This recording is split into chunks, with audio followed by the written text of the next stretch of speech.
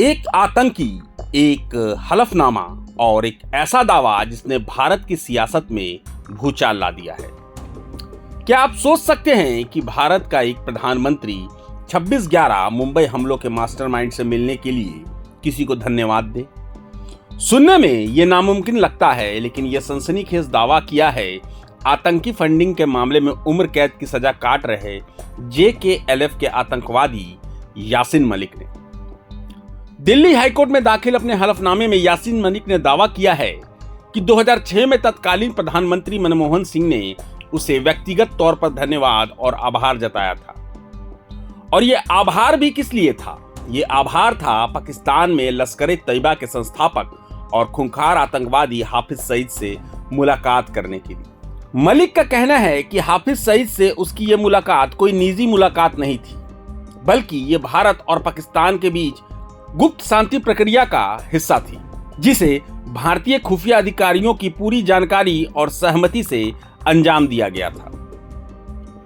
यासीन मलिक ने बताया है कि 2005 में कश्मीर भूकंप के बाद जब वो पाकिस्तान जाने वाला था, तो उससे ठीक पहले IB के तत्कालीन विशेष निदेशक VK जोशी ने उससे दिल्ली में मुलाकात की। मलिक के अनुसार जोशी ने उससे कहा कि वो इस यात्रा का इस्तेमाल न सिर्फ पाकिस्तानी नेताओं बल्कि हाफिज सईद जैसे आतंकवादी सरगनाओं से भी शांति प्रक्रिया के लिए समर्थन हासिल करने में करें। मलिक ने इस निर्देश को मानते हुए सईद और दूसरे जिहादी नेताओं से मुलाकात की। हलफनामे के मुताबिक इस मुलाकात के बाद हाफिज सईद ने जिहादी समूहों की एक सभा में हिंसा छोड़कर शांति की अपील भी की थी। सालों बाद यही मुलाकात एक बड़ा राजनीतिक विवाद बन गई। इसे यासीन मलिक की पाकिस्तानी आतंकवादी समूहों से नजदीकी के सबूत के तौर पर पेश किया जाने लगा।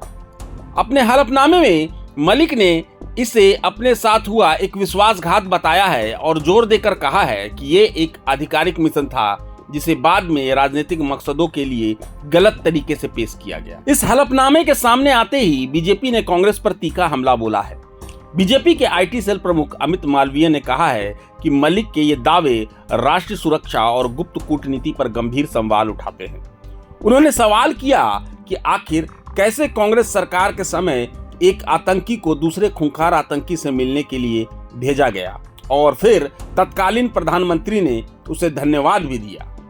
ये मामला अब सिर्फ एक आतंकी के दावों तक सीमित नहीं, बल्कि इसने उस दौर की सरकारों के फैसलों और राष्ट्रीय सुरक्षा से जुड़ी नीतियों पर भी एक बड़ी बहस छेड़ दी है।